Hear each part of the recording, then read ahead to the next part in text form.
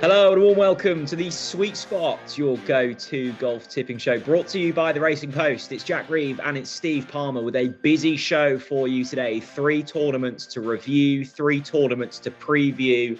I hope you're feeling well, Steve Palmer. Well, you know full well I'm not. What goes up must come down. I mean, I was really hungry for action last week. I couldn't have been hungrier, and I picked a bad week to be hungry because the golf was very challenging last week. Painful Sunday morning, and then an even more painful Monday morning because tonsillitis has arrived on the scene. But don't worry, I'm a professional. I will battle through this. Do you think you're going to sort of exert any energy you've got left for this and then sort of collapse in a heap post-show? Tonight I'll collapse in a heap. There's lots of work to be done, but you won't be getting any fancy pronunciations of Japanese players today, that's for sure. Okay. Let's take a look back at last week's tournaments. It was a busy one. Should we start with LIV Golf, Steve? Because I know you like to work in chronological order. When you've got 6 tournaments, that's challenging for a small brain like mine. So I think it was LIV Golf that finished first, wasn't it? It finished just prior to the to the Japanese one. It was won by Brendan Steele. It was I mean, this was LIV Golf at its liviest. Is that if that's a word? It was just balmy, wasn't it? It should be a word. I mean, Brendan Steele won the individual competition, 125 to 1. I don't think many in the punting community would have been pleased for Brendan Steele. I mean, that he was very difficult to find. That's his maiden LIV title. His average LIV Golf finishing position this year, prior to last week, was 30.6. Bear in mind these are 54 runner events. He finished 29th in LIV Adelaide last year. So, Steele would have been, I don't know whether anyone backed Brendan Steele. Let us know if you did, and we'll give you a hearty pat on the back. Wackham Neiman, I think, was the right bet. I don't regret that one. He was better the week at 11 to 1, and I was following his progress closely. Just missed a couple of chances down the stretch, Jay. A couple of missed putts down the stretch. Finished 3rd, only 2 shots behind the winner. Really solid golf all week. Really solid golf all year. But the individual competition completely overshadowed, wasn't it, by the team event? Last week we discussed team golf this week because you had team golf in the Zurich Classic, which was gripping, and you had team golf in LIV Adelaide that was gripping, and the Rippers. I expect you've got plenty to say about the Rippers. Well, absolutely. It was gripping for Racing Post Sport followers and yourself, Steve, because a good signpost this. You tip on the Sweet Spot, of course, but there's some kind of day-to-day action over on the Racing Post Sport website. You put up Team Ripper at 12 to 1. They won in a playoff. They were. I mean, I'm still not sure where I stand with LIV Golf, but it was entertaining. I think if you take it all with a slight pinch of salt.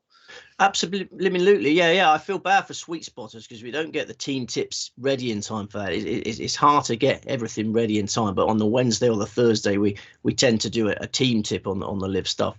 And the Rippers, it's just a consistent team performance because this season every score counts. And previously it was just you pick your 3 best scores, but this was a classic team performance because Matt Jones finished 9th, Mark Leishman, Cameron Smith, and Lucas Herbert all tied for 14th. So none of them did anything spectacular, but as a unit, that was enough to get in a playoff. It's our first ever team playoff. So the all-Australian side in Adelaide against the all-South African side. We mentioned the Aussie drunkards, a few overstepped the mark, but all is forgiven in the LIV circus. And there was a big party in Australia on Sunday night. Cam Smith was spotted in a casino at very late doors. I saw a video of him being applauded into a casino. So, LIV Adelaide was a big success. The LIV guys, the Livers, will be delighted with what happened. Have you ever been applauded into a casino, Steve? Or applauded out of one? Applauded by the proprietor. Out of one. The proprietor of a casino is always pleased to see me, but fortunately I learned very early doors that they're not places for me to hang out. Cam Smith, absolutely delighted. It's crazy. None of them played particularly well, but they're all Australian heroes.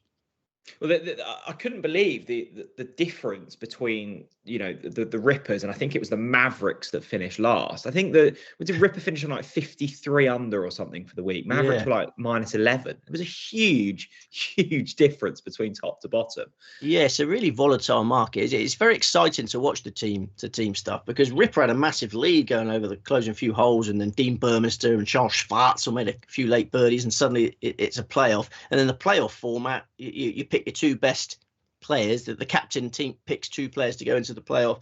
Every shot counts. You know, it's an accumulative total. So it was a spectacular package. LIV Adelaide is LIV's best event. You know, they'd happily admit that, because Australians are starved of golf. You know, they don't. You know, Australia's a golf mad country. They don't get enough stars going over there. You know, you get a handful over for the Australian Open here and there, but such a well attended event, a complete sellout, and I was pleased for the Australians. Used to live in Australia, still got one or two friends there and about 500 enemies. So I was pleased for them. Good. Well done to Brandon Steele and anyone that followed in with Team Ripper on the Racing Post Sport tipping section. Let's move over to the ISPS Handa. It was won by Yuto Katsuragawa. I mean, thankfully, I'm full of health. I mean, that is a name that does need a healthier throat to pronounce. It was a fantastic closing round. 63. He was 3 behind going into the final round. Closed with the 63. I think won by 3 in the end, didn't he? From Sebastian Soderberg. World number 434. Must admit, don't know too much about the lad, but this could be the start of something. He was 100 to 1 in, and he was on the shortlist. He's a good player. We've had him before. I remember Bruce and I having a big debate over the longest named players we'd ever backed, and Yuto Katsuragawa went into the bronze position, I believe, behind Jazz Janawattanond. Jazz Janawattanond had silver, and then Nikolai von Dellinghausen, of course, was the gold medalist in that. So, yeah, we've been keeping an eye on this fella, and I considered him last week for my Japanese army, but I couldn't find room for him. You know, I had Kaito Nakajima and Takumi Kanaya both tied 11th. You know, that was one shot shy of where I needed them to be for a return. Quite short in running, didn't he, Nakajima? Oh yeah. Sunday morning was so disappointing, because I woke up. You know, he went in. He was in 3rd place going into the final round. I was expecting big things from Kaito, and then so early on Sunday morning to have dual action. I mean, you had LIV Adelaide on the phone, and you had Japan on the telly. And then 2 young kids and dog coming into the room, and just the senses overload. That's probably why my tonsils have given out, just telling me to take it easy. But Kaito Nakajima was a heartbreaker for a Sunday morning. Sunday mornings are not the time to be up at 5 a.m. going through those sort of emotions, are they? Do you then so much going on so early? Did you kind of crash at about 1ish? Did you have your sort of roast dinner and then go into a bit of a coma, or did you just battle through? I couldn't. I had some work to do on Sunday morning, and then we had visitors down. My wife's friends and their family were down, so it was kids everywhere. Carnage all Sunday. World Snooker Championship in the background. North London Derby was really disappointing. I hate VAR. I hate VAR so much. That was really making me angry. When that Spurs goal was disallowed, I think that was the tipping point for me. The build up from the goal, the disappointment on Sunday morning, and then I was on Tottenham draw double chance actually. I didn't fancy Arsenal get the job done there, and when that Spurs goal, which looked perfectly legitimate goal, didn't it? In the olden days, in the good old days, it would have been allowed. When that got VAR'd, I was I reached a tipping point, Jack, and I think that was when my tonsils just gave out. You must be feeling good for the snooker though, Steve. Ronnie's ticking along. Yeah. Ronnie is ticking along. Yeah. I think that Ronnie O'Sullivan Judd Trump semi-final we're all expecting is essentially the final now. Mark Allen was knocked out last night in a final frame decider. Did you see that Higgins clearance to finish up? Yeah. The balls were set. I mean, Allen had a pot with the rest to go through there. I was on Allen to make the final. I was disappointed he got knocked out there, but it makes it easier for Ronnie in the final. So getting ahead of ourselves and talking about the wrong sport. We are. We should talk about the Zurich Classic. It was won by Rory McIlroy and Shane Lowry. We said, didn't we, Steve, that I suspect that these will be a popular pick, not really based on form, but just lovable characters. Yeah. One in a playoff. It was the 25th PGA Tour victory for Rory McIlroy. No, I know we weren't on them, but I enjoyed seeing them win. Well, they went off at 15-2, so they were well backed. They had a whale of a time, both nice and relaxed. You know, Rory McIlroy with a smile on his face is dangerous, and when he's free, he was swinging with freedom. And yeah, you mentioned the romantic punters, didn't you? The romantic punters had their day, which is nice. I can imagine on Sunday night there were lots of romantic punters counting their winnings. They're probably doing romantic things, probably doing the old spaghetti kiss. You know, I was thinking about this. What is the most romantic thing you can do is to get a piece of spaghetti in each of your mouths, isn't it? And they go. I expect there were loads of them doing that. Was that the kind of dual action they had going on as opposed to LIV Golf and the ISPS Handa that you had going on Sunday morning? Yeah, I'm pleased for the romantics though. Really pleased for them. Yeah, they would have been well backed. Yeah, even though they've been playing rubbish in the build-up. Yeah, this is what put me off. Yeah, maybe I need to be more romantic. I need to be more romantic and less scientific because. Yeah, they've been playing rubbish for a fortnight, and I just assumed that they'd struggle in the foursomes. But as a unit, trying to impress each other, you know, relishing being alongside each other, the banter. I mean, the banter factor we have to factor in. Yeah, they had better banter than any other team. You know, they're just like cuddling on their way around. Rory probably enjoyed that tournament more than any other he's played in for the last however many years. And they're singing afterwards, Jay. Yeah. Singing. Did you see that? Was that a step far for you, or were you okay with that? Do you know what troubled me? I don't think Rory consented to it at any point. I think it was against. Yeah, Rory was just cajoled into it, peer pressured massively into it. And I did feel for him. I mean, he ended it with a spectacular mic drop. If you follow it to the end, he just thinks, right, I've got to escape now. They're expecting other choruses or whatever. I mean, I thought he did really well to handle it, but I don't think he consented. So I found it quite troubling. I was hoping he would change the words to, you know, if "Don't Stop Believing," wasn't it? I was really hoping he'd get so into it. He would go, "Don't stop believing. You can win the Masters." And I thought that would bring the house down if he'd do that, because you know, I guess he kind of, part of him must be stopping to believe that he can win the Masters. Does he still believe he can win the Masters? Nobody knows. I must say this, Steve. I much prefer watching Rory singing and having a lovely time than chatting about like nonsensical PGA Tour politics. Like it's just nice to see him kind of, you know, just doing what he loves, isn't it? Playing great golf, winning tournaments with his best mate. Yeah, I mean that's what it's all about. Yeah, absolutely. Yeah, he was happy. He was as happy as I've ever seen him last week. He's back on the PGA Tour policy board. That would drag him down now. He probably had a big meeting on Monday morning. He might have woken up with a hangover. You know, I can't imagine he can put many away in that little body of his without having a big headache the next morning. Him and Shane Lowry are not ideal drinking partners, are they? I mean, no, they're not. So Rory probably had a big meeting with the PGA Tour bigwigs. He's back in it. He left it, and he says it's not moving fast enough, and he's back in the game. So, but yeah, I was pleased for those guys. Yeah, it played a lot easier. The course, they set the course up much easier than I thought they would with those wins. The wind arrived, but the scoring was still good because the PGA Tour chiefs, you know, showed some mercy and set it up much easier. I mean, Bryce Garnett, Sepp Straka finished tied 11th. I think if they'd made the setup a bit tougher, they might have been closer to the top of the leaderboard. But no, we live and learn. We certainly do. A fresh week, Steve. Should we get into this week's tournaments? It was there were a few positives from last week, but one of those that a little bit frustrating. Let's get on to this week's tournaments. As I say, we've got three. We've got the China Open, we've got the CJ Cup Byron Nelson, and we've got LIV Golf Singapore. We shall start in China. Worth noting as well, we'll be reading all of our prices through AK Bets. They're the proud sponsors of the Sweet Spot. You can place your first bet on a golf tournament winner market and get 50% of your stake back as a free bet up to £50 if your player misses the cut. Follow the link, and the code is SweetSpot50 when you head over to AK Bets, usually top price on the golf. Steve, China Open, talk us through the layout for this one. It's Hidden Grace Golf Club, Shenzhen, China. 7,147 yards, par 72, 4 par 5s. Hidden Grace used to be called Genzon Golf Club.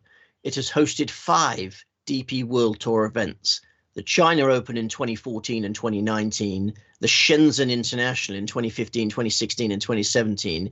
Hidden Grace also hosted the China Open in 2020 when it was merely a China Tour event, 2021 when it was a China Tour event, 2023 when it was an Asian Tour event. I think it's important to give punters the full landscape so they can do their own digging if they fancy. Generous fairways, Jack. Course is soft, paspalum grass, forecast is for windless skies. That all adds up to attacking big hitters licking their lips. We've got a field of 156 going to post. I believe it starts around 12:30 a.m. Wednesday night for UK punters.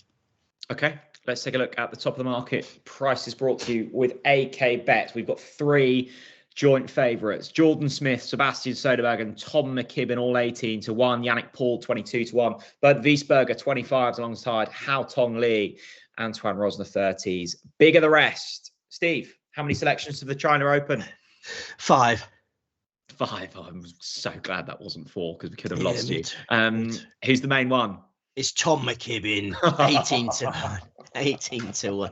18 to 1 with AK Bets. A sweet spot regular. Sweet spot He's regular. He's been on the sweet spot more than I have this year. I know. You've been dreaming about him, haven't you? You've had a lot of dreams. I mean, I've been having some funny dreams. When you've got tonsillitis and you're having pills and stuff, you have lots of funny dreams. You're dreaming of Tom McKibben. I'm dreaming of all sorts like snakes and stuff, but that's by the by. Such a good player at the age of 21. You know, swing to die for at 21. Effortless power, superb driver. He's become rock solid from tee to green. It's only a matter of time before he notches DP World Tour title number 2. His form figures this year, if you discount the Singapore Classic when he teed up with tonsillitis, yeah, it's impossible to even speak properly when he got tonsillitis, let alone play good golf. But he tried it, and it didn't go well. But his form figures without tonsillitis this year, Jack, are 25, 14, 16, 4, 12, 9, 7. Just a leaderboard regular. He closed with a 65 in Japan on Sunday for 7th place. Yeah, and this layout should suit him much better than last week's layout. This is a driver's track, 4 par 5s to attack. McKibben the most likely winner for me, and it can't have helped. It can't have done any harm. Sorry, that his hero won on Sunday night. McKibben would have been watching Rory win that, and he'll want to partner Rory in that one day, and be singing songs. Tom McKibben. I mean, it just shows, doesn't it, that he's still, joint favourite this week. He is constantly at the top of the markets for the DP World Tour events. Tom McKibben, your main selection for the China Open. Who's next? It's Bernd Wiesberger, 25 to 1 with AK Bets. Not many in this field have positive course experience. It's a new track for most of the field. Wiesberger has got it in spades. He won the Shenzhen International on his course debut in 2017. He was 14th on his return to the track in the 2019 China Open when he was ranked 384th in the world. He was really struggling at that point. That was his best finish of the year up to that point. This is his 3rd visit to the track this week. He's been easing his way back into DP World Tour life after a spell on LIV. His form figures this year, we weren't allowed to start playing until this year, and his form figures this year, 21, 37, 16, 16, miscut 24. I think he's ready to get back into title contention now. We're talking about an 8-time DP World Tour champion. 2 of those victories have come in Asia, Jack. And he also won the 2013 Indonesian Masters on the Asian Tour. Ryder Cup player in 2021, easy to forget. Yeah, it's like, I feel like I'm putting on an old slipper this week, Jack. It's been a while, but I'm back in Bernd Wiesberger in a DP World Tour event. It's something quite comforting about this. And putting an old slipper on with a big price about it as well. I mean, a couple of years ago, you'd assume he'd be going off for this favourite, wouldn't you? Oh, he's got some pedigree, this boy. And I think it was going to take time to settle back into life. There's going to be a few angry stares in his direction, but he's paid his fine, or LIV Golf have paid his fine, probably more likely. I think you have to pay about $1.5 million to get back in there. But he's a DP World Tour member again. All is forgiven. Good luck to you, Bernd. Bernd Wiesberger joins Tom McKibben. 3 more to go. Who's up next? Jesper Svensson at 40 to 1 with AK Bets, who, like McKibben, should fall in love with hidden grace. Svensson, like McKibben, blessed with great power, both hugely impressive off the tee. Svensson, a lot older, turned 28 last month, but things really starting to happen for him now. He won on the Challenge Tour last May. He made his DP World Tour breakthrough last month, a really gutsy playoff success in the Singapore Classic, back in Asia this week. So, yeah, really difficult to see out of contention. Jesper Spencer. Oh, that was a nice speedy one. Just rattled through Jesper. Tactical, mate. We have a lot to get through this week. Jesper Spencer, who's next? It is Gavin Green, 66 to 1. Gavin Green is 66 to 1 with AK Bets, the pride of Malaysia. He won on the Asian Tour in 2017. We all expected him to win DP World Tour events after that. None have arrived yet, shockingly. But I think this could be the week. 3 of his last 6 starts have yielded a top 15 finish. He was 5th in the Indian Open a month ago. He was 19th in his only previous start at this week's venue back in 2019. Gavin Green. I remember backing him quite a lot back in the day, Gavin Green. He's quality, and I'm absolutely staggered that he hasn't won on the DP World Tour in his 20s, but he's 30 now. His time will come. Too good to keep quiet. It's always frustrating to see when you still refer to these people as kind of up and coming young proteges, and then you realise actually 10 years has passed and they're probably not anymore. Often happens with footballers, I find. I'll go, oh, they'll make it soon, and they're kind of 29, and that's it. Yeah, when you're as old as me, I can still refer to Gavin Green as a youngster because I'm such an old man now. But he's 30 years of old, staggeringly. Okay, one more to go. There's a chopper going over. I was even going to say, that sounds quite low flying. Low flying chopper. Very low flying chopper. Going about to land in my garden. Who's that then? I always get in such a panic mode because I just basically spent 24 hours researching golf, and then anything could be happening in the real world. Are we at war with anyone? Well, I mean, not that I'm aware of. Might be in Weymouth. Might be some sort of parish war going on. Yeah. That was a big chopper for a parish, but we digress. Final one for the China Open. Oh, the final one for the China Open. Jiang Wen Ko, 90 to 1 with AK Bets, who appears to have settled on the DP World Tour now. 9th in the Kenya Open at the end of March, 5th in the Indian Open a month ago. 11th last week in the ISPS Handa Championship. Promising player, this. Ready to win now, I think. Just turned 26. This looks an ideal course for him. Big, tall lad with a lovely swing. I think he's going to make merry this week. Is that what you've written on those little spotlights you do? Big, tall lad with a lovely swing. No, it just popped into my head. But yeah, I love a big, tall lad with a lovely swing. And Jiang Wen Ko. Don't we all? Yeah. Good stuff. Any that you were close to putting on the list but didn't? Yeah, loads. I mean, it's I'll hold my hands up. These 2 tournaments, the 2 156 runner events this week are really difficult. That's why I've needed 5. Unfortunately, I need 5 in each to give us a chance. Not my usual style, but yeah, we've got a 5-5-2 formation this week. Defensive. I like it. We will recap all of the selections at illegal. At the end of the show. Let's move over to the PGA Tour. We've got the CJ Cup. Byron Nelson. Steve Palmer, where are we playing? I wonder how long the referee would take the spot if you sent your football team out of a 5-5-2 formation. I mean, you'd probably play 5 minutes before they work out, wouldn't you? Yeah, I think so. I suspect it might be a nice little handicap method for Norwich in the Premier League, maybe. If we just allowed a couple more players, we might stand a chance then. Screw all this financial fair play stuff. Throw that all out of the window. Just give us a couple of extra men. That might make it competitive then. Well, you campaign for that, and I'll get on with the CJ Cup Byron Nelson, which is a rubbish title, let's be honest. It was so confusing. I like to take each week as it comes. And then I saw this one, and I was just like, CJ Cup, right? Is it in Korea? No, it's not in Korea. It used to be in Korea. Then he went here, So they basically just put 2 tournaments together. Byron Nelson must be, turning his grave with this sellout to CJ Cup. But anyway, we're at TPC Craig Ranch, McKinney, Texas. 7,414 yards, par 71, 3 par 5s. It's hosted the Byron Nelson since 2021. So 3 years of course form to go on. Zoysia fairways, slow greens, a doddle for the tour pros. Light to moderate breezes come in. So we're going to get loads of birdies here as well. As I say, 156 going to post in this. And I have to have 5, I'm afraid. Is 2 challenging puzzles. Is that chopper bag? I did wonder whether that was the chopper. Yeah, not my chopper. Don't bring my chopper into this. Rory's won this back to back, hasn't he? This Rory, no. Rory doesn't normally play in this one. No, but see, there's the confusion. Are you getting confused? You're getting confused with the CJ Cup.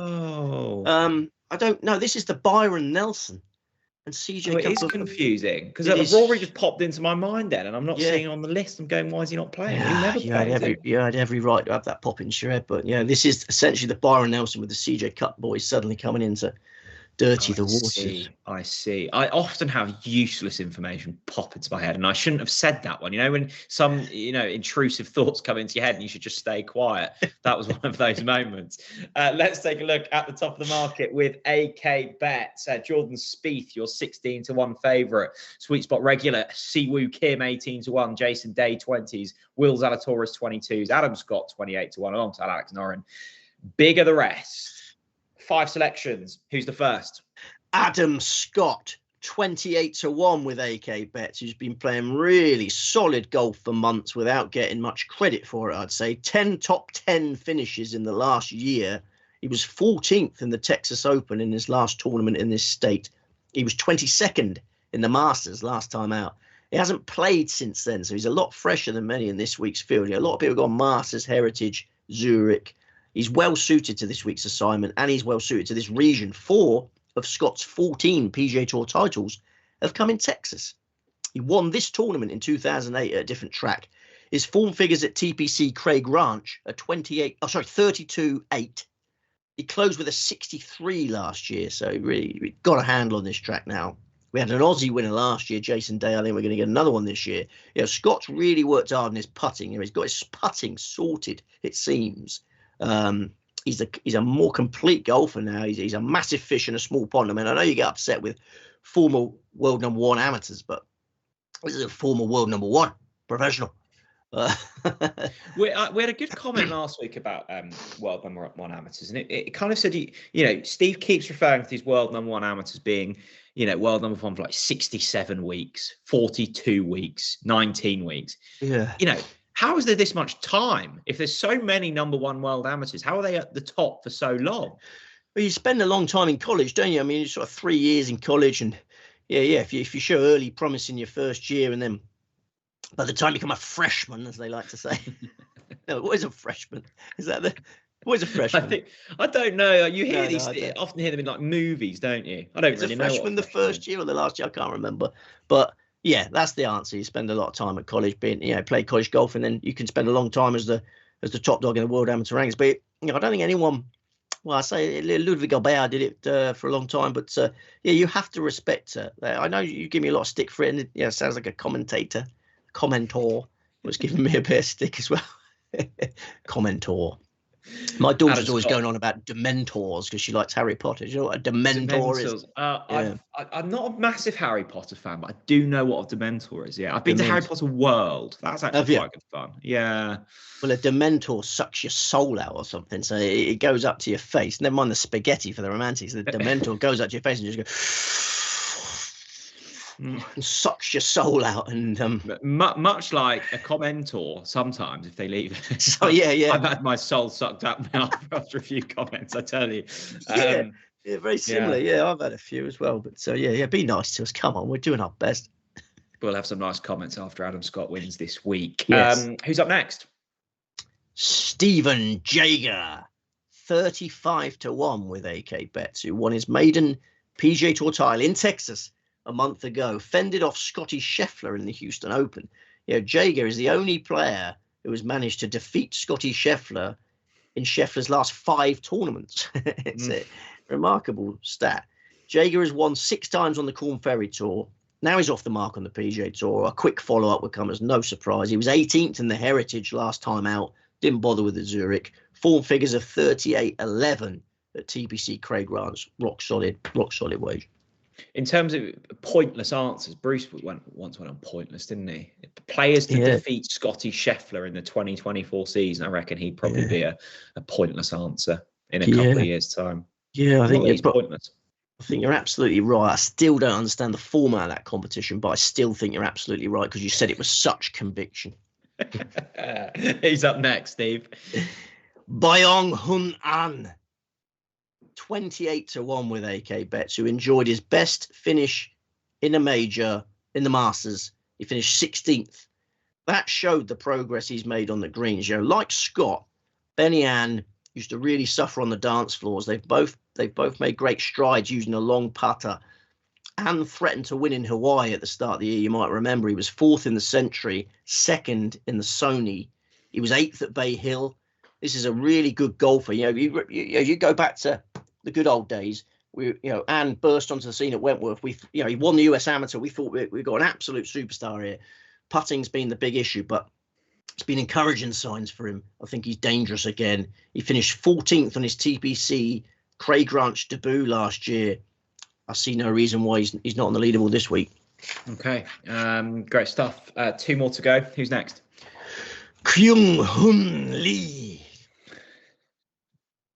50-1 with AK Bets. Kyung Hun Lee. You're getting a bit brave with your vocal cords here. Just be careful because it's not a 2-tournament week. No, you're right. Yeah, I won't be able to speak when we get to Singapore. But this fella, 62 under par for his 216 holes at TPC Craig Ranch. He won the first 2 Byron Nelsons at Craig Ranch. He's the king of McKinney. I'm surprised to see such juicy odds next to his name. He's shown enough lately to suggest he can complete the hat trick this week. He was 4th in the Cognizant Classic at the start of last month, and he was 9th in the Valspar Championship. And then last week, with a pretty limited partner, without being offensive, in the shape of Michael Kim, he was 11th in the Zurich Classic. Those two, they combined for a Saturday 62 in the 4 balls. So there's a nice little warm-up spin for Lee. So, yeah, I was surprised he was so deep in the betting for this one. Okay. Well, it's nice. It's nice to get nice surprises over the prices, isn't it? It's usually the other way around. When you get a pleasant surprise, you shouldn't, you should take that for, you should enjoy that moment. I am going to enjoy that moment, chat. Yeah. Good. One more for this one. Who is it? Sam Stevens, 90-1 with AK Bets, who looks good enough to win on the PGA Tour for me. Born in Texas, 27 years old. He was 14th in the Texas Open on his last visit to the Lone Star State. He tied 4th in the Zurich Classic on Sunday with Paul Barjon as his partner. Yeah, that's a fantastic effort, isn't it? He's finished 4th with Paul Barjon. And they closed with a 64 in the foursomes on Sunday. I mean, it was windy on Sunday. Great Sunday effort from those two. Stevens was 34th on his Craig Ranch debut last year. Much more comfortable 12 months later on the PGA Tour. And he was 2nd in the Texas Open last year. He loves coming to the state of his birth. Lively outsider. Absolutely. Any at the top of the market that you were interested in? Spieth? No interest in Spieth. No, missed a cut in the Masters. Injury niggles at Heritage. There was some wrist problem. I find him far from convincing. I was surprised he was at the top of the betting, to be perfectly frank. But he's obviously a Texas lad, massive following here. But not for me. Okay, let's move over to LIV Golf. I know you're a big fan of LIV. Let's get stuck into that now. It's LIV Golf Singapore. Talk us through the layout. The Serapong course, Sentosa Golf Club, Sentosa Island. I'm making you laugh a lot here without even meaning to. Yeah. 7,406 yards, par 71, 3 par 5s. The Serapong course hosted the Singapore Open on the DP World Tour from 2005 through 2022. And then we had the inaugural LIV Singapore event there 12 months ago. Loads of fun. No, I was just going to say, have a sip of water. I don't think we're going to have a better concoction of golf course names than this week.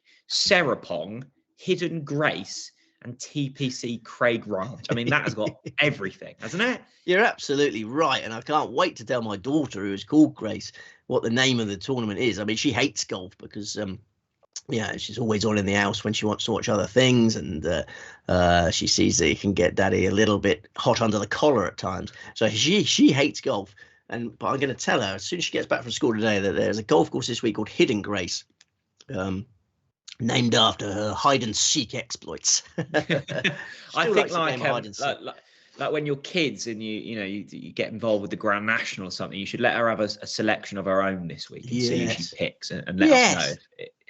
Just a little it's Hao Tong Lee. You make a really good you make a really good idea there. I mean, Brandon Grace is playing so rubbish, I used to encourage her by backing Brandon Grace, and I remember he had a great chance in the US Open, and we don't talk about figures, but she'd only just been born, but I would have liked to have shown her the effects of that one. I'll never forget that one. That wasn't based on her name. That was just my own personal desire for backing Brandon Grace that week. But if Brandon Grace can start playing a bit better, and this golf course, shows off its quality, then maybe she'll get back into golf. But she hates golf at the moment. Okay. Sorry, I'm on a massive ramble now. I don't know where I'm going. Back to Serapong. Back to Serapong. Let me go through the market leaders with AK bets. Great idea. John Rahm is your 13-2 favourite. I'm sure Steve will have something to say about that. Joaquin Niemann 8-1. Tyrrell Hatton 12s. Bryson DeChambeau 14s alongside Cam Smith. Brooks Koepka 16-1. Look at the rest. LIV Golf Singapore. How many? We have got 2 selections. Did I tell you about the inaugural LIV Singapore event 12 months ago? So we got all that Singapore Open form and last year's LIV Singapore. It's a heavily bunkered course, lots of water, large undulating greens, and the weather's hot and humid. It'd be the last place I want to be in my current Malay.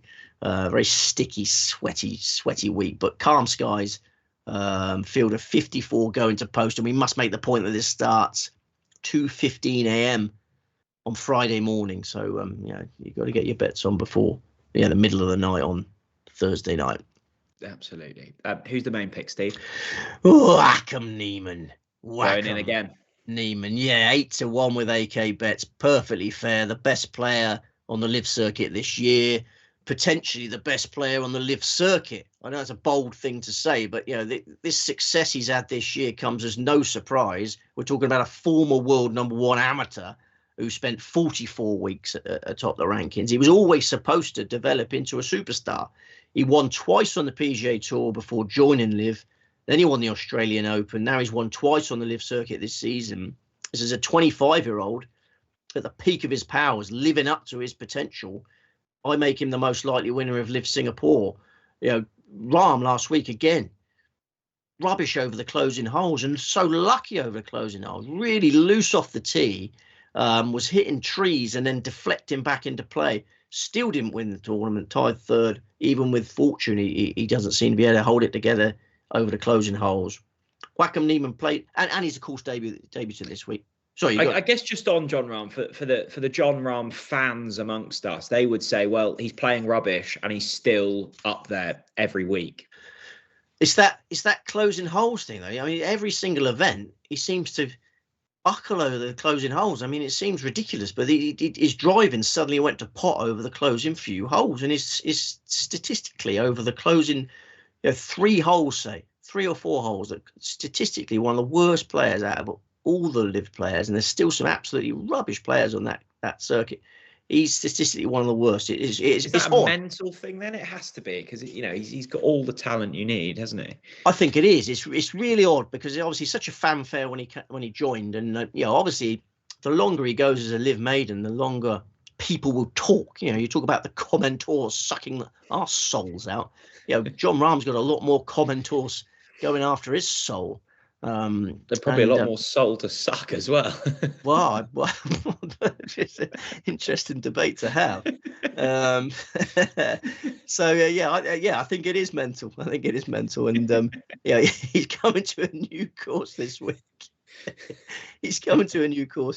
And Joaquin Niemann isn't. Joaquin Niemann played in this event last year, Jack. Carded a 70 on his first round at this course. He got detached, closed with a pair of 66s. Finished 8th, and 12 months ago he was not in the same nick he's in now. His best finish, that 8th place last year was his best finish of the 2023 LIV season up to that point. So he quickly fell in love with the Serapong. This time, much more confidence in his locker. 3rd place in Adelaide on Sunday, just a continuation of excellent form. It's all about the Niemann for me. Should be favourite. You can, and AK bets. We must mention AK bets. he offers big prices and inferior each way terms in the standard 156 runner events. Big prices, big limits, which is exactly what the bookmaking industry needs. But in live events, 5th to 5 is perfectly competitive when thrown in with the big prices. So yeah, AK bets 5th to 5 on live events. I think the live packages that he's offering are incredible. Yeah, absolutely. Joaquim Niemann going in again. Just such an exciting player, isn't he? One more for this. Who is it? Sergio Garcia. 25 to 1. I didn't know if there was any explanation. Yeah. I would have loved for that. I'd actually love for you to do that one week. Just give a player and no explanation. I will do that one week. But I love talking about Sergio Garcia. I could spit a tonsil out doing that at the moment. But Sergio Garcia knows. We talk about John Rahm not knowing this course. The Serapong is a course that Sergio Garcia knows like the back of his hand. He started playing this track in 2017, Jack. He finished 11th in the Singapore Open in 2017. Then he won the Singapore Open by 5 shots in 2018. He was 7th on his title defense in 2019. So hardly surprising when he made his return to the Serapong 12 months ago and had more course knowledge than anyone else in the field.